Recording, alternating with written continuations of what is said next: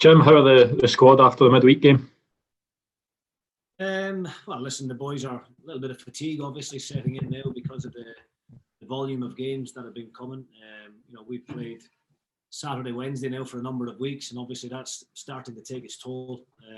But regarding the Celtic game, we've got no real serious injury issues. One or two bumps and bruises because there was a couple of tackles that went in and what have you, but nothing that you wouldn't have expected. So no, the boys are fine. Obviously, quite an uncharacteristic result of late, given how you guys have played. Have you had to pick the players up at all, or is it one of the ones that the players are able to quite easily put it to the back of their mind? Listen, the scoreline obviously makes it look like we've been absolutely hammered, but I think there was certain consequences which led to that. The first half there was nothing in the game. We scored. Celtic scored a decent goal from their point of view. The penalty for the second one has a really big bearing on the outcome of the game and also the mentality of my players. And I thought the penalty was really soft. And when I watched it back after the game again, it was more frustration than anything else because at 1-0 going into the last 10 minutes of the game, we're still very much in it, albeit Celtic were by far the better team in the second half. But yeah, if we're going into the last 10 minutes still at 1-0, of course I can make the necessary changes from the sidelines to maybe be a bit more offensive and have a little bit of a go going into the dying moments. But the penalty was a real disappointment. And then after that, for the next couple of minutes, the boys lost their way a little bit, which is very uncharacteristic because we're normally very disciplined in the shape and we don't give a great deal away in terms of goals. So I was disappointed with our reaction to it, but the penalties are a joke. That lapse that you talk about, is that something that you need to address with the players at all, or is that something that you think is just a one-off and you're sure won't happen again? No, it's something we spoke about after the game. I don't mind losing games of football, and sometimes poor decisions can go against you. When it's not your fault, but we can't just switch off then thereafter and think, oh, well, the game is over, and allow Celtic to then go and score 3 and then score 4. So, our mindset at that particular moment wasn't great. And, the players are aware of that and they take responsibility for that. But yeah, I think 4-0 flatters Celtic, to be honest. 1-0 going up into the 80th minute, and then we had 3 minutes and 3 goals in 4 minutes, which was ludicrous, really, from our perspective. You talk about the penalty and the award of the penalty. I don't know if you heard Stephen Gerrard at all this morning. He was talking about the inconsistencies that he feels in refereeing. He was talking about the disciplinary system, the need for VAR, goal line technology, full-time referees, that sort of thing. Is that something that you would back as well? Without a doubt, yeah. I mean, we have had.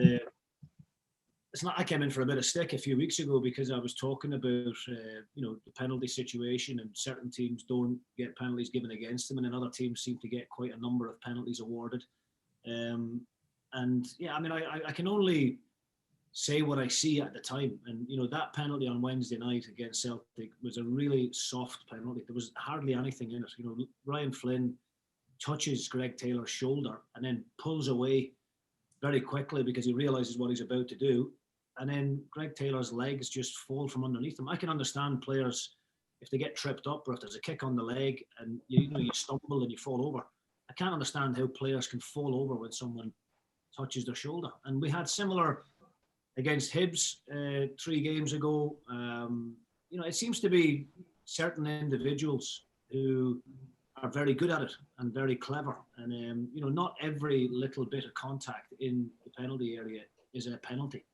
And if if the referees can't get these big decisions right, then we probably do need to look at VAR because, quite simply, they need some assistance. I watched, Hibs got another penalty against Aberdeen a couple of games ago. Again, same player involved, Murphy, but it was just minimal contact. And unfortunately, that's the way the game's going right now. I watch it all the time. It's not just up here in Scotland. I watch down in England. The benefit of the English Premier League is that they have VAR. But I really think the game is taking a turn for the worse, to be honest with you. If we're going to start giving penalties for the slightest of touch and the slightest of contact in the box. And it's not like, that second goal that Celtic got had a really big impact on the game, in my opinion, because it takes the pressure off Celtic.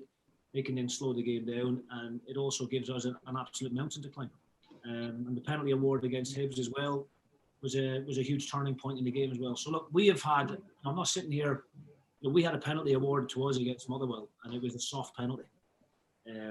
But I would rather not get any penalties for, soft penalties. I'd rather those penalties weren't given to anyone. I'd rather we didn't get them, and I'd rather nobody got them. Because it's a very hard time now to be a defender, because you just can't touch anyone. Does there need to be a change in attitudes from players at all as well? Because you talk about players going down too easily. Is that something you'd like to see? I don't know how possible it is at all, if at all, but players just sort of coming together and saying, when there is the slightest bit of contact, not going down. Do you feel that players are going down more easily at the moment? And is there a way of eradicating that from the game at all? I think everybody involved in the game needs to take responsibility for it. I think managers, I think players, and I think referees. And as I said, it's similar kind of individuals who seem to be winning these penalties all the time. And referees need to wisen up to it and understand what's happening, because they're having the wool pulled over their eyes on certain occasions. I think we just need to start naming and shaming. It's as simple as that. And I think the compliance officer needs to get involved more. And I think suspensions need to be handed out to these individuals, and it needs to be consistent, because that's the frustration with everybody in the game. The decisions that the compliance officer makes needs to be consistent. 1 week to the next, because I think it's poor for the game. The game is becoming a non-contact sport, and we're going to end up like basketball in 10 years' time, where nobody's allowed to go to ground, nobody's allowed to make a tackle because you're terrified in case you do anything. There's always contact in the penalty area, and any lead up to a set play or a corner coming in, there's always a bit of grappling going on. But because lads are holding on to each other, it doesn't mean it's a penalty. If you pull somebody's jersey back and deny them a goal scoring opportunity, then absolutely. But 2 or 3 of the penalties that we've had given us against us this year have been, it's been shocking, really. John, would you expect action to be taken against Greg Taylor in that sense then, if you don't feel it was the problem you have is that people will say that, Ryan Flynn shouldn't put his arm on his shoulder, and he allows the referee to make that decision. That's pathetic. That's not a reason to give a penalty. As I said, it's a contact sport. Sometimes there's a little bit of bumping and a little bit of grappling, and it's, if somebody pulls my shoulder back when I'm running, it doesn't mean that my legs go from underneath me. If somebody clips your heels or takes a swipe at you, then that's completely different. But you're starting to see players now running along beside defenders, and with the slightest bit of contact, they fall over themselves. So I'd be embarrassed if I was some of these players when I watch it back on Sports Scene or whenever, and I look at it, I would really be cringing if I was some of them. How's Jamie McGrath after coming off with his shoulder? Well, listen, sorry, I answered the question earlier. I said we had no serious injuries. We've got a major issue, obviously, with Jamie McGrath, who's been one of our star players this season. So we're still awaiting the results of the scan. He had that done at 1 o'clock yesterday through in Edinburgh, and we're hoping to have the outcome of that at some point in the next hour or two. Hopefully, best case scenario, it's a couple of weeks of healing, and then we can try and strap it up as best we can and get to the end of the season, and then possibly operate. But if there's real severe damage done, then it could be season over for Jamie, unfortunately. That's a major blow, given, there's some stats on the TV the other night showing just how important he is to your Leeds, in terms of passes into the final third, chances created, even goals scored this season, and he's sort of leading all those categories for you. It'd be a major blow if you have to miss him for this run into the end of the season. Without a doubt, Jamie's been a big player for us since he came over from Dundalk last year, and you could almost see that little bit of energy sapped out of the players when he went off, after 15 minutes, because he is that big a player to us. But I don't want us to be recognised as a one-man team, or if we lose a couple of star men, then all of a sudden we become an ordinary team.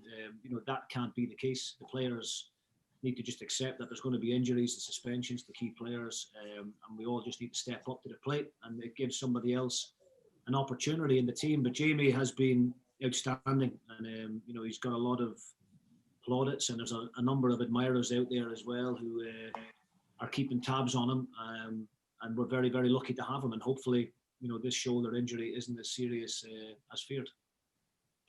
Jim, is it an existing shoulder injury? Because it looked like, obviously, it didn't look like he'd done too much for that to happen. Is that something that he'd had already? No, he's never had any kind of issues with his shoulders before, and sometimes players can dislocate their shoulders quite often, and it just becomes a reoccurrence. But no, Jamie has never had any past history of shoulder problems, so this is his first one.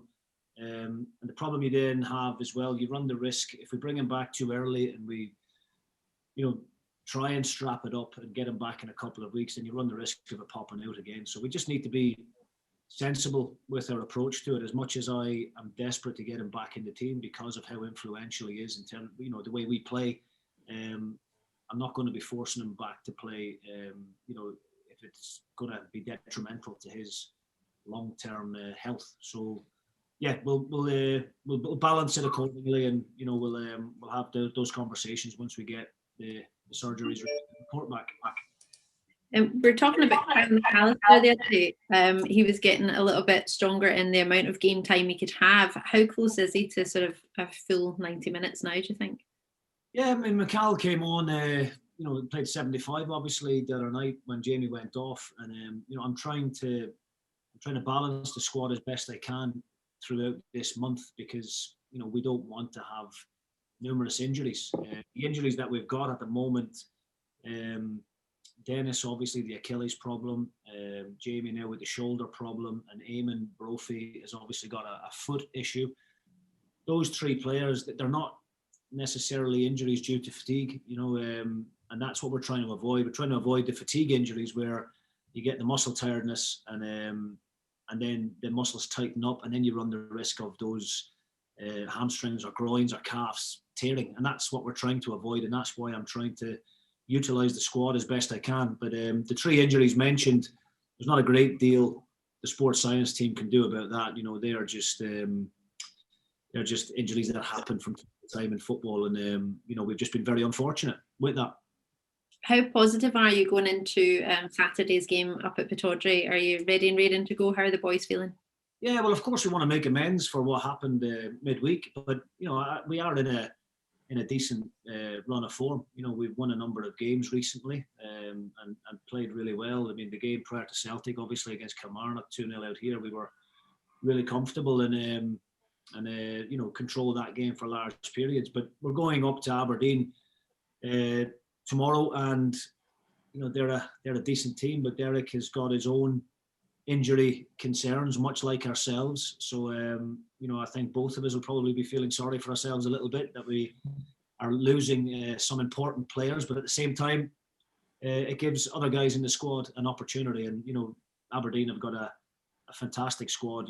Derek's recruitment in the summer was really, really good, and although they are missing one or two key players, they've still got a number of very good players to bring into the starting 11. So their run of form at the moment isn't particularly great, but I keep saying it.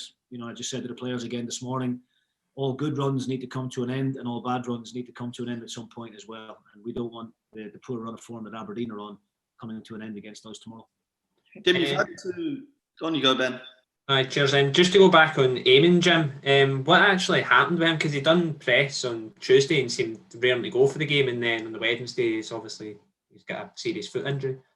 Yeah, well, he's had a consistent kind of pain on the outside of his foot, basically, for a number of weeks now, and don't know if it's to do with the hard surfaces, because obviously we've been chopping and changing between AstroTurf pitches and grass pitches, and sometimes that can have a negative impact on the lads' bodies. And it seems to be a stress-related injury. It's not a contact injury. It's just something that has obviously came on out of the blue. So when Eamon was doing the interviews, it wasn't us trying to do a kind of, it wasn't mind games or a smoke screen or anything like that. Eamon was in the plans to play against Celtic, but in the afternoon of doing the press conference, he went for a scan, and that was always part of the plan. And the results of that scan weren't great. It's as simple as that. He's got a slight stress fracture in the outside of his foot and one of the metatarsal bones, and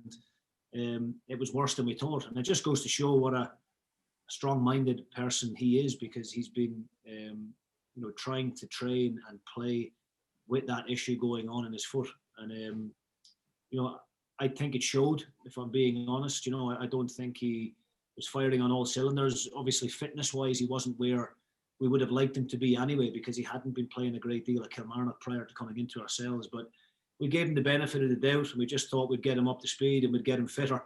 But it turns out it was nothing to do with the fitness. It was the fact that he was trying to train and trying to play with a fractured bone in his foot, which was causing him serious pain. Every time he pushed off, it was causing a problem. So I'm glad that we could get to the bottom of it. I'm glad it wasn't something that was overlooked, and that's credit to Kevin Bain, our physio, who's one of the best in the country, and he was able to identify that quite early. And now we've managed to get to the bottom of it. Eamon will be better for it. How long are you reckoning he's going to be out? I can imagine if he's played with us for numerous weeks, that's probably not helped his case. No, it hasn't helped. I would say that the season is probably over, if I'm being honest, for Eamon. We've got about 3 months left, haven't we? March, April, May. So it's unlikely that he's going to feature again. That's a pretty big. Well, on top of Jamie McGrath, then you've got Colin Quainer, Christian Dennis as well. It just shows you've went from having so many attacking options to in a couple of weeks you're down 4 of your best. Yes, absolutely, and that's it is a concern. There's no doubt about that. But Colin Quainer, we're expecting Colin to join back in with the group the middle of next week, and if we get 4 or 5 days training under the big man, then hopefully he'll feature in a couple of weeks' time and be back in amongst it. Christian Dennis, his operation went well yesterday.